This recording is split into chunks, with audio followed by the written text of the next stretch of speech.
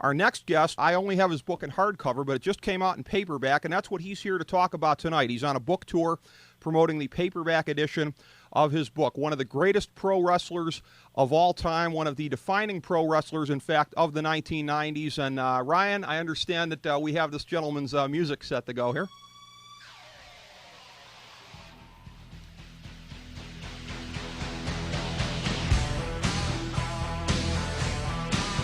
Very good.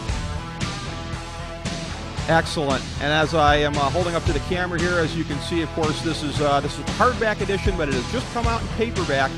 Hitman, My Real Life in the Cartoon World of Wrestling.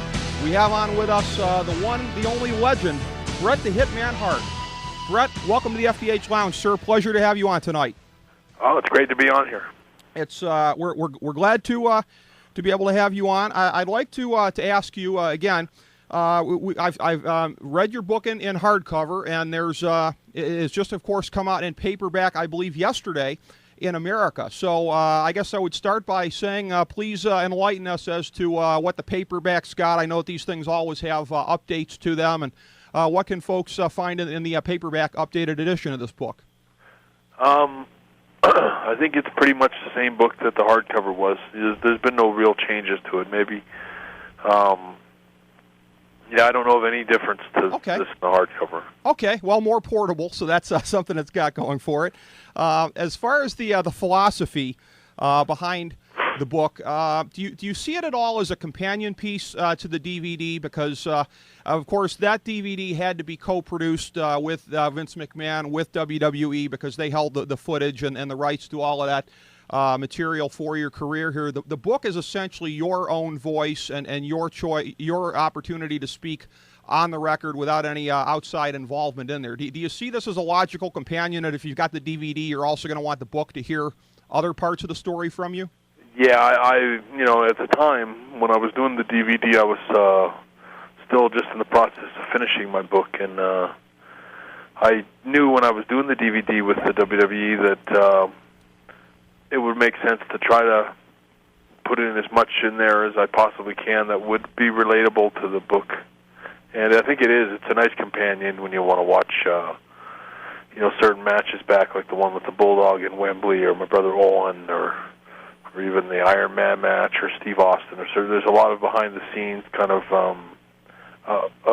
just sort of descriptions of things that aren't necessarily, to the eye. They're not noticeable sometimes, but when you read my book and then you watch the matches back, you can see maybe what I was talking about sometimes. That's how it struck me, exactly. Having seen the DVD and having read the book once it came out, that was exactly how it came across to me. As far as other projects, I have to ask you this. Our producer, Steve Servillo, who's based in New York City, he's the gentleman who got you booked here tonight, successfully so, and we thank him for that. He saw something in the New York media to the effect of you being interested in a potential project having to do with your early days in the Stampede and possibly wanting to chronicle that in some way. Could you tell us a little bit about that?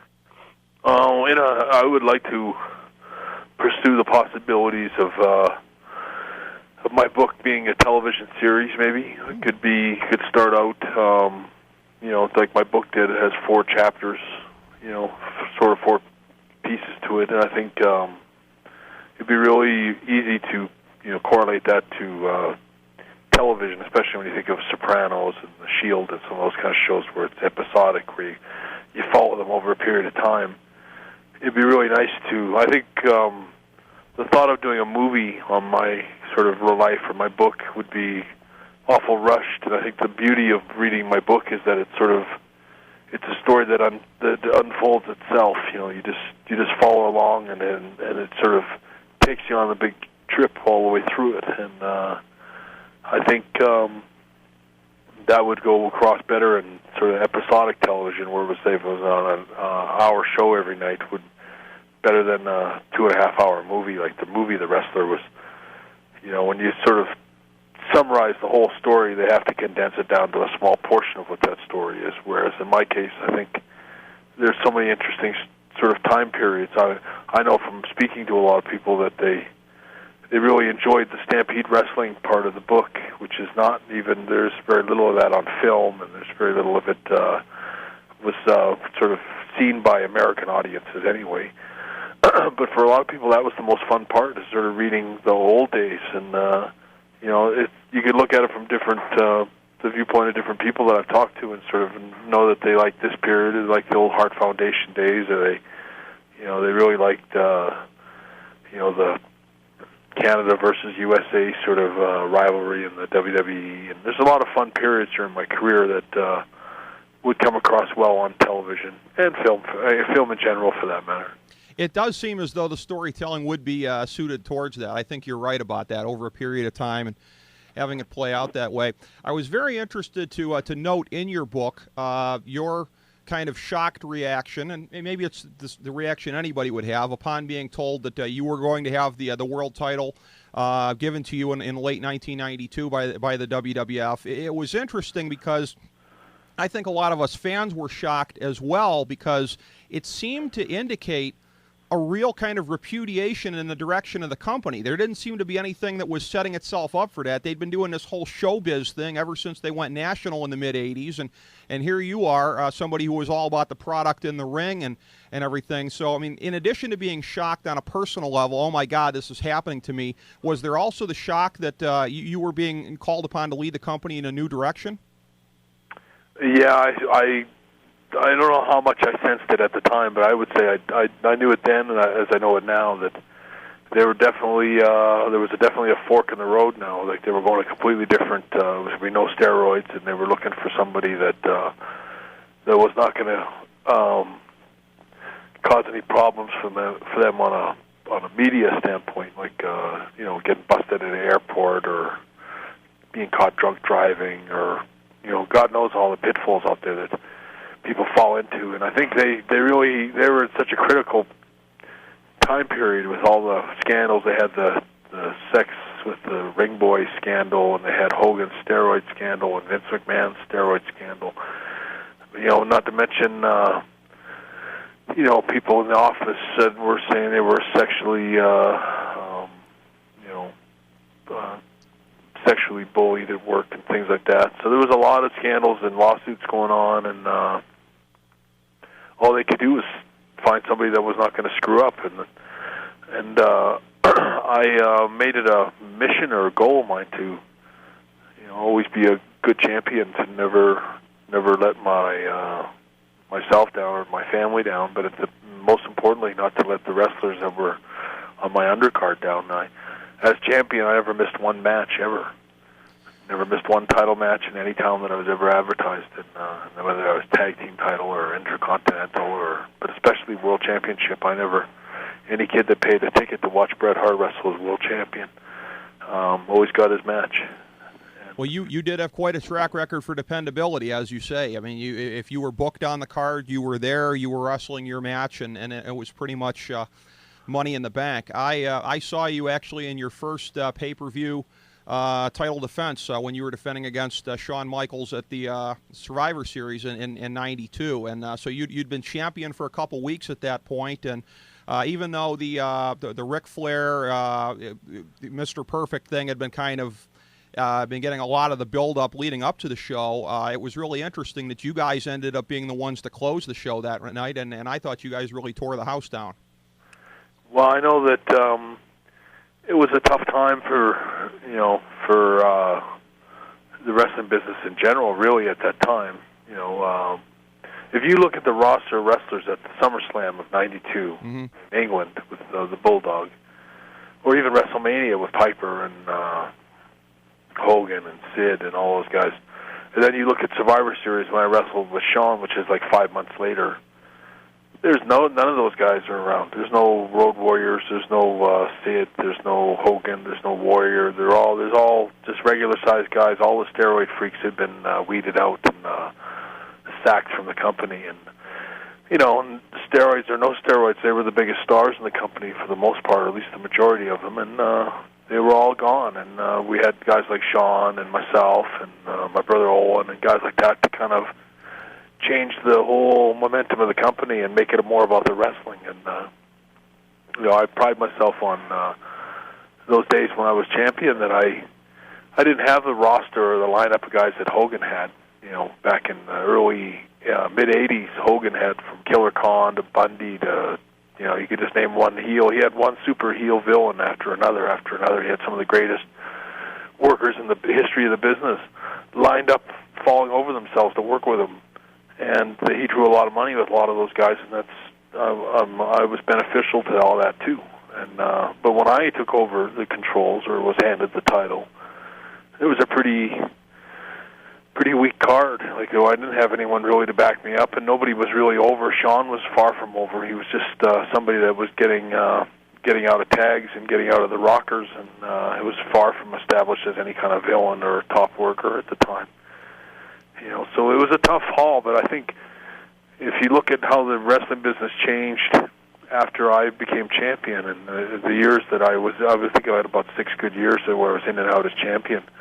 But you went from cartoon characters like back with the Junkyard Dog and the Sheik and all that with Sergeant Slaughter and the Boots and all that kind of period with Hogan, and within just a few years you went from that to me having that WrestleMania 13 match with Steve Austin, which in a lot of ways is right on par with UFC. It had everybody thought it was the most real feud rivalry between two guys that we really hated each other, and we did great business together. Well, that's a good point. You really did bridge a couple of different eras, and when you look at '92, I mean that is a good point about what kind of a transitional year that it was. It just what just struck me turning on TV one week and you had the title. It seemed to come out of nowhere. I mean, one week Ultimate Warrior's up there at the forefront and challenging Flair. I mean, and prior to that, Savage had been the champion. Savage was a great mat wrestler, but he was very showbiz in the persona. But the change in direction to you, it was one of the more shocking things I've ever seen. It was just one of those moments that really caught people by surprise, which wrestling doesn't seem to do often enough.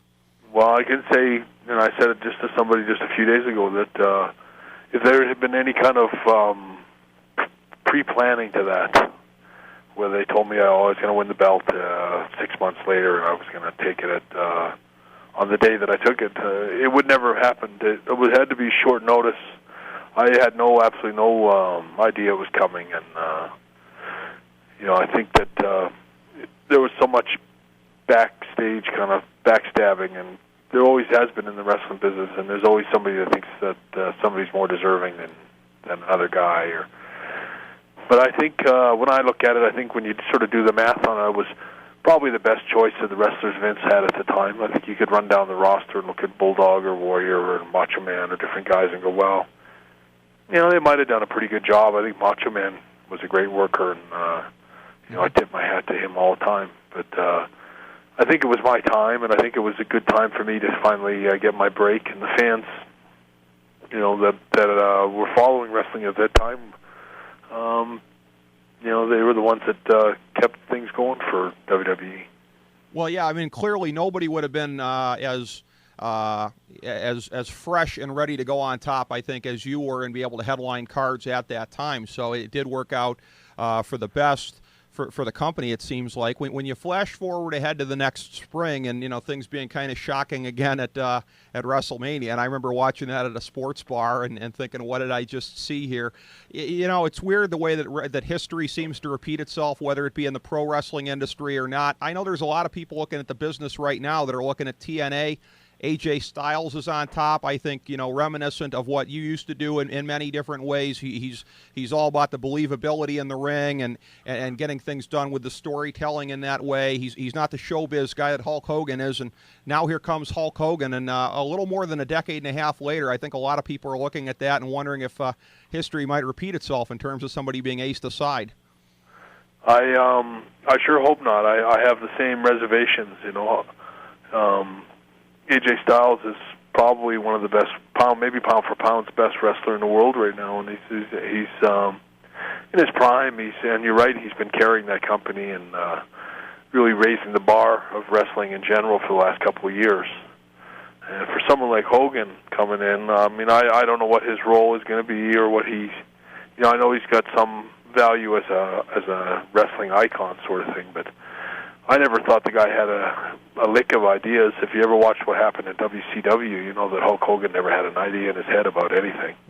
Anything that didn't relate well to him. I think he was a guy that, I wouldn't even say he had great ideas, but the only ideas he had were the ideas for himself. And I heard him say somewhere, I think on the internet a few days ago, that he was the one teaching Vince McMahon. I'd have to take exception to that and say that I don't think Hulk Hogan ever knew anything that Vince McMahon didn't already know a long time ago.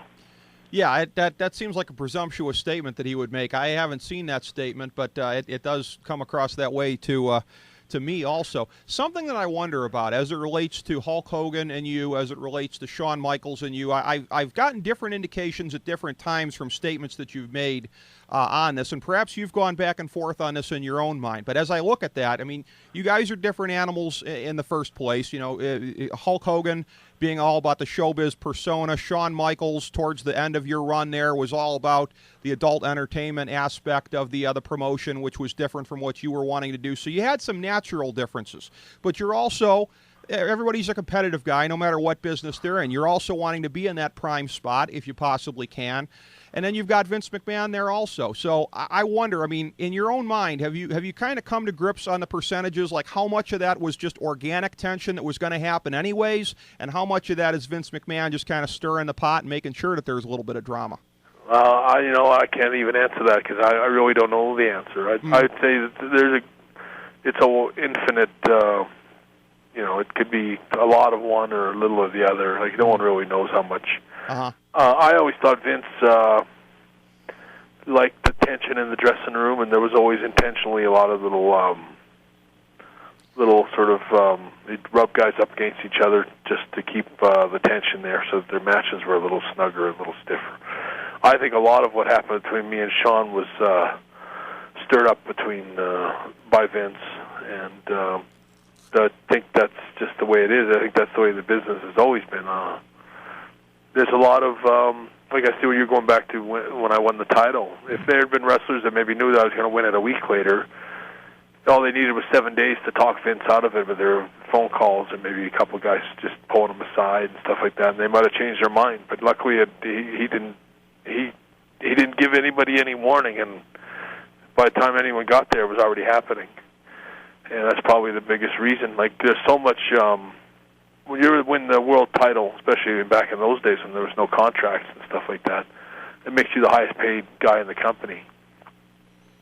It puts you in the main events, and there's not a wrestler in the company that would that wouldn't gladly change places with you in a heartbeat. And a lot of them will do whatever it takes to do that. Oh, sure. Sure, you know, there's always going to be that kind of competitiveness when the stakes are at that point. Something that you address in the book, unsurprisingly, the Montreal screw job, as it was addressed on the DVD also, that was more of a kind of counterpoint. The book was more purely your viewpoint. My sense on that always has been, when people talk about Bret's side, Vince's side, who do you believe? My sense is that probably most people are somewhere in between on how they would side and everything under the circumstances. I'd like to give you something to react to as far as how I saw it, and you may not agree with this, but I'd like to give you a chance to kind of give your point of view on this. I agree with your point of view completely leading up to Montreal, in as much as the belt was put on you at SummerSlam. I can't fathom that they're going to do that with somebody that they want to break the contract of. I mean, that to me is the height of stupidity for them to have been in that position. They never should have put themselves there. And I agree that what was done was, on a personal level, lying to you, very unethical as far as how it was done in Montreal. However, you get to Montreal, you're there, they've allowed this to happen, which they shouldn't have. You get there. I keep flashing back in my own mind to somebody that you used to work tag team matches against back in the late 80s, Boris Zukov. He leaves the AWA in 1987 with the AWA World Tag Team title, a promotion which is already spiraling downward, just continues to lose more face and more ground as a result of that. You guys have been battered in the wars by WCW for about a good year and a half. At that time in Montreal, it seems to me that it's professional suicide for Vince McMahon if he knows Eric Bischoff's going to go on the air at 8 o'clock the next night and say, we've just signed the reigning WWF World Champion, to let you walk out with the belt. I can't imagine that you agree with that. So please, give me Well, your side of that. the only thing wrong with that is that I had a whole month left in my contract and Okay. another month left of bookings, and I couldn't be on anyone's TV show for at least a month. Okay. So that could never happen. But for Bischoff to say, we've got the WWF champion under contract, would that not in and of itself be very damaging to the WWF? I don't think so. I mean, I don't know how you... Okay. Who would really make that big of a deal of it? I wouldn't have done anything like that. I was trying really hard to satisfy whatever concerns they had. Like, Okay.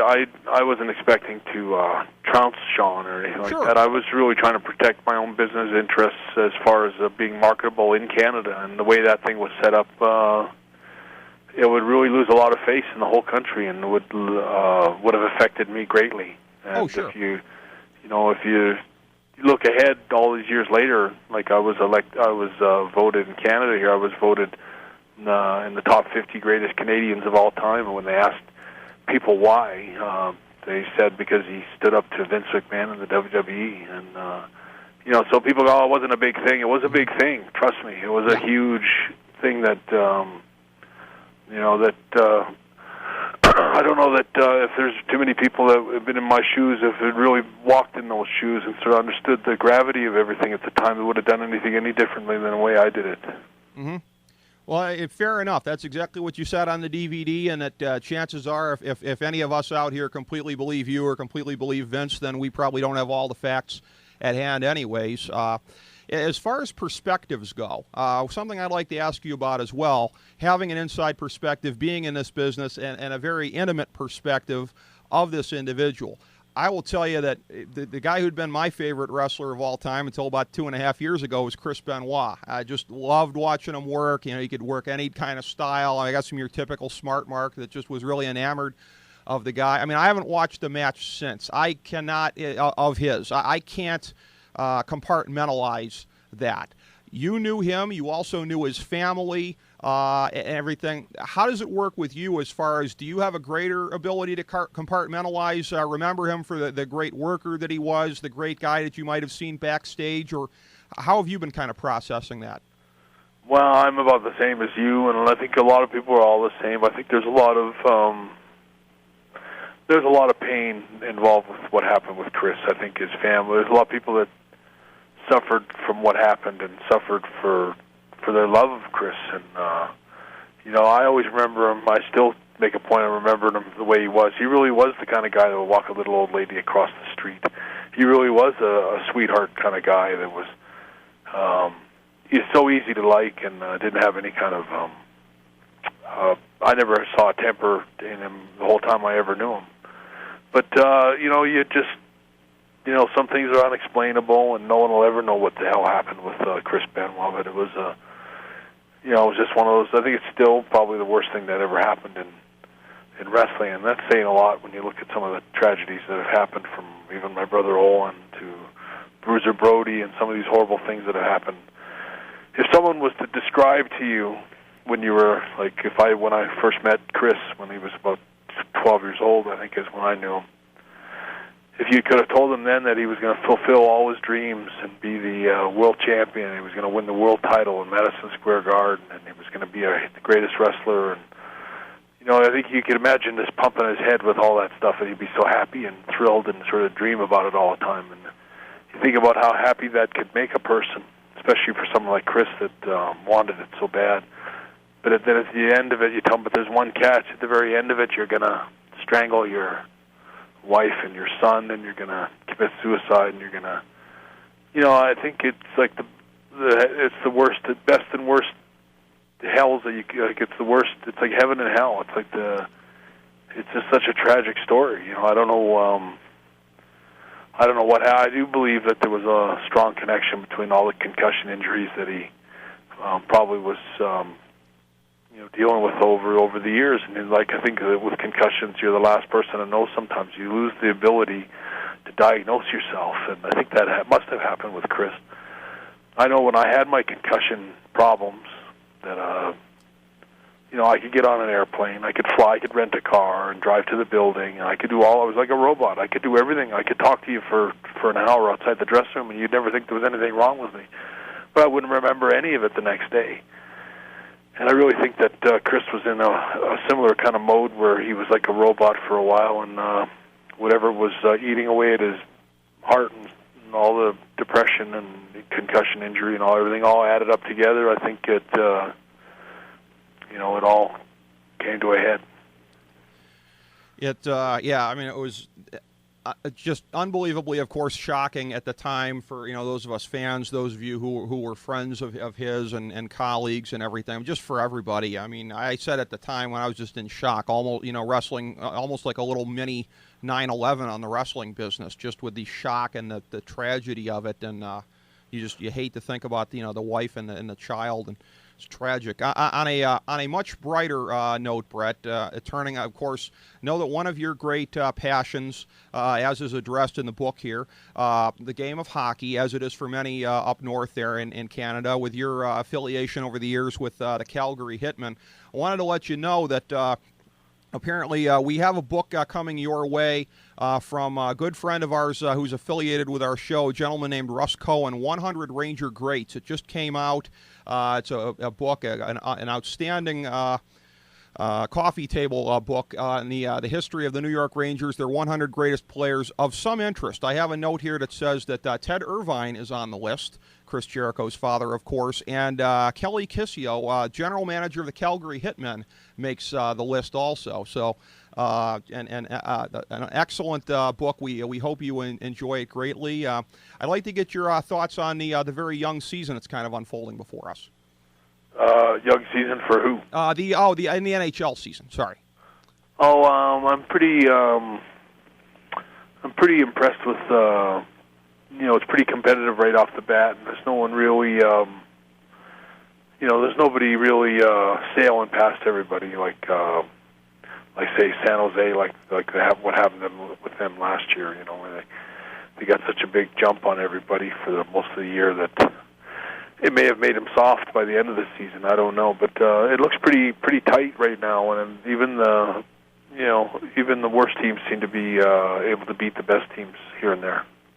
Yeah, it's been shocking, and I know as a Red Wings fan, I've had my share of bad shocks thus far this season, but it's been very interesting. I have one last question to ask you, Bret, about your book, Hitman: My Real Life in the Cartoon World of Wrestling, and that being that, of course, as anybody who's listened to you tonight in this interview knows, and I'm sure knew before this, I mean, you're an honest, straightforward guy as far as your opinions. You speak your mind. I was really struck by in the book.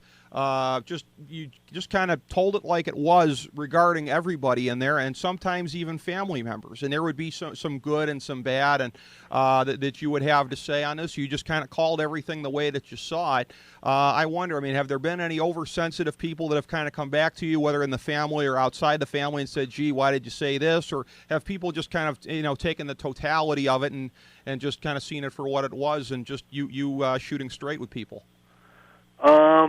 I'm sure that there's some people out there that maybe take exception to some particular part or this or that or how I describe something. But I'll be honest, I've never had anybody in my family come to me about anything other than small comments like spelling mistakes or. Oh, okay. But I've been sort of in waiting for some of my brothers and maybe some of my sisters to give me their thoughts and tell me what they liked about the book or what they didn't like about it. But and they all got a copy of the book. I made sure that everybody got one, but I've never heard from any of them. I've heard from people all around the world and people everywhere, but I've never heard much from any of my family. I've had a few of my nieces and nephews that read it, that liked it, and all I can say is that I tried really hard to tell the truth without being. I definitely tried not to be malicious or to say something that wasn't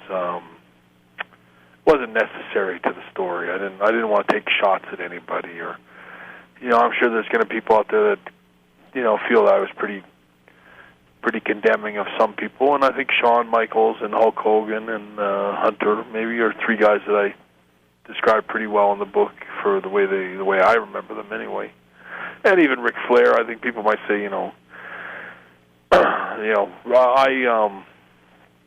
I don't really have any kind of personal thing with Ric Flair, and I'm certainly not trying to feed any of that anymore, especially on this show or any other shows right now. Mm-hmm.